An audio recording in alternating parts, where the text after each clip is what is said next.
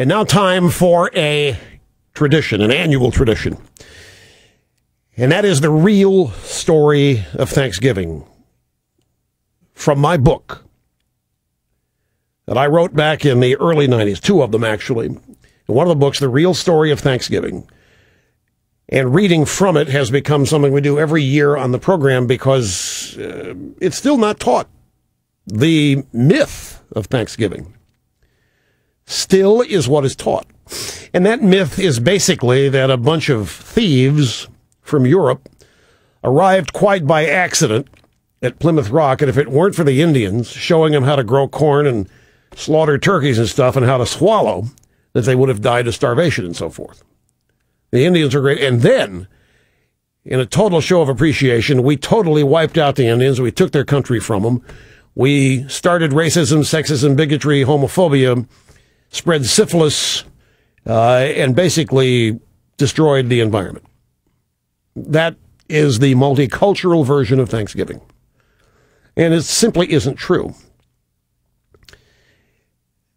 The real version of Thanksgiving is in my second bestseller, 2.5 million copies in hardback. See, I Told You So. Chapter 6, Dead White Guys, or What the History Books Never Told You, the true story of Thanksgiving. The story of the Pilgrims begins in the early part of the 17th century. Church of England, under King James I, was persecuting anybody and everybody who didn't recognize its absolute civil and spiritual authority. Those who challenged ecclesiastical authority and those who believed strongly in freedom of worship were hunted down, they were imprisoned, and sometimes executed for their beliefs in England. So a group of separatists first fled to Holland and established a community. After 11 years, about 40 of them agreed to make a perilous journey to the New World, where they would certainly face hardships, but they could live and worship God according to the dictates of their own consciences. On August 1st, 1620, the Mayflower set sail. It carried a total of 102 passengers, including 40 pilgrims led by William Bradford. On the journey, Bradford set up an agreement, a contract that established just and equal laws for all members of the community, irrespective of their religious beliefs. Where did the revolutionary ideas expressed in the Mayflower Compact come from? They came from the Bible. The Pilgrims were a people completely steeped in the lessons of the Old and New Testaments, and they looked at the ancient Israelites for their example. And because of the biblical precedents set forth in Scripture, they never doubted that their experiment would work. But it wasn't a pleasure cruise. The journey to the New World was long and arduous, and when the Pilgrims landed in New England in November, they found, according to Bradford's journal, a cold, barren, desolate wilderness. The New York Jets had just lost to the Patriots. There were no friends there to greet them. There were no houses. I just threw that in about the Jets and Patriots. There were no houses to shelter them. No friends. It was just a cold and barren shoreline. There were no hotels where they could refresh themselves, and the sacrifice that they had made for freedom was just beginning. During the first winter, half the Pilgrims, including Bradford's own wife, died of either starvation, sickness, or exposure. When spring finally came, Indians taught the settlers how to plant corn, fish for cod, and skin beavers for coats. Life improved for the Pilgrims, but they did not yet prosper. It's important to understand because this is where modern American history lessons often end. That you just heard, Indians taught them everything and they prospered. That's it. But Thanksgiving is actually explained in some textbooks as a holiday for which the Pilgrims gave thanks to the Indians for saving their lives, rather than what it was, a devout expression of gratitude grounded in the traditions of the Bible, the Old and New Testaments. And here's the part that's been omitted. The original contract that Pilgrims had entered into with their merchant sponsors in London called for everything they produced to go into a common store. Every member of the community was entitled to one common share.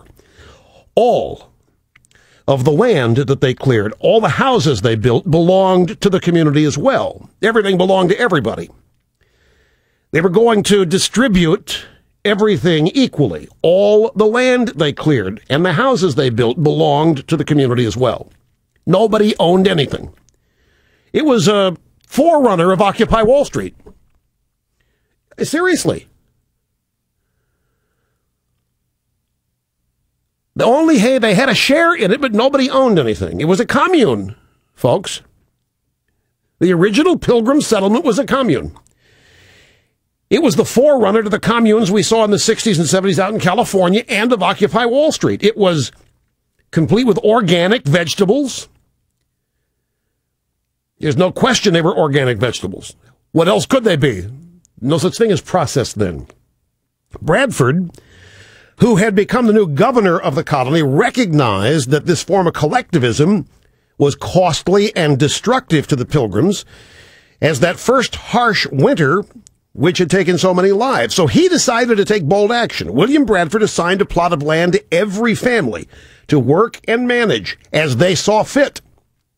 And this turned loose the power of the marketplace. Long before Karl Marx was ever born, the Pilgrims had discovered and experimented with what could only be described as socialism, and it didn't work. They nearly starved. It never has worked.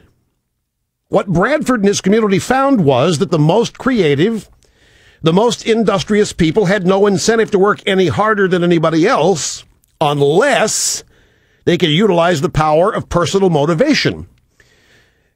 While most of the rest of the world has been experimenting with socialism for well over 100 years, trying to refine it, perfect it, reinvent it, the Pilgrims decided early on to scrap it permanently. What Bradford wrote about this social experiment should be in every history lesson. If it were, we might prevent such needless suffering in the future. If it were, there would not have been an Occupy Wall Street. There wouldn't be any romance for it. The experience that we had in this common course and condition, this is Bradford writing, the experience we had in this common course and condition, the experience we had tried sundry years, that by taking away property and bringing community into a commonwealth would make them happy and flourishing as if they were wiser than God. This was his way of saying it didn't work. We thought we were smarter than everybody. Everybody was going to share equally. Nobody was going to have anything more than anybody else. It was going to be hunky-dory kumbaya. Except it didn't work. Because half of them didn't work. Maybe more. They depended on the others to do all the work. There was no incentive. For this community, so far as it was found to breed much confusion and discontent and retard much employment that would have been to their benefit and comfort. For young men that were most able and fit for labor and service did repine that they should spend their time and strength to work for other men's wives and children without any recompense, without being paid for it. That was thought to be injustice. They figured it out real quick. Half the community's not working, yet feeding off the other half that is. Resentment built. Why should you work for other people when you can't work for yourself? That's what he was saying. So the Pilgrims found that people could not be expected to do their best work without incentive. So what did Bradford's community try next?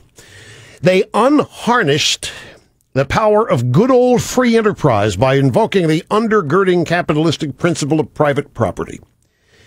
Every family was again assigned its own plot of land to work, and they were permitted this time to market their own crops and products and sell them. What was the result? Well, Bradford wrote, this had very good success, for it made all hands industrious, so much more corn was planted than otherwise would have been. Is it possible supply-side economics could have existed before the 1980s? Yes, it did. This is where it gets really good. If you're laboring under the misconception that you were taught in school, they set up trading posts. They exchanged goods with the Indians. This is what happened after everybody had their own plot of land and were allowed to market it and develop it as they saw fit and got to keep what they produced. Bounty, plenty resulted. And then they set up trading posts, stores. They exchanged goods with they sold the Indians things. Good old-fashioned commerce, they sold stuff. And there were profits. because they were screwing the Indians with the price. I'm just throwing that in. No, there were profits, and the profits allowed them to pay off their debts to the merchants in London who had sponsored them. The Canarsie tribe showed up. They paid double, which is what made the Canarsie tribe screw us in the Manhattan deal years later. I'm just threw that in. They paid off the merchant sponsors back in London with their profits. They were selling goods and services to the Indians. The success and the prosperity of the Plymouth settlement attracted more Europeans. What was barren was now productive. And this became known as the Great Puritan Migration. This story stops when the Indians taught the newly arrived suffering in socialism pilgrims how to plant corn and fish for cod. That's where the original Thanksgiving story stops. The story basically doesn't even begin there. The real story of Thanksgiving is William Bradford giving thanks to God. The Pilgrims giving thanks to God for the guidance and the inspiration to set up a thriving colony, for surviving the trip, for surviving the experience and prospering in it. The bounty was shared with the Indians. That's the story. They did sit down. They did have free-range turkey and organic vegetables, but there were no trans fats. But it wasn't the Indians who saved the day. It was capitalism and scripture which saved the day, as acknowledged by George Washington in his first Thanksgiving proclamation in 1789, which I also have here. But I must take a brief time out. We'll do that. And by the way, the life expectancy back then was not much. Not compared to today. And just remember, they were not eating trans fats, and they didn't live as long as we do today.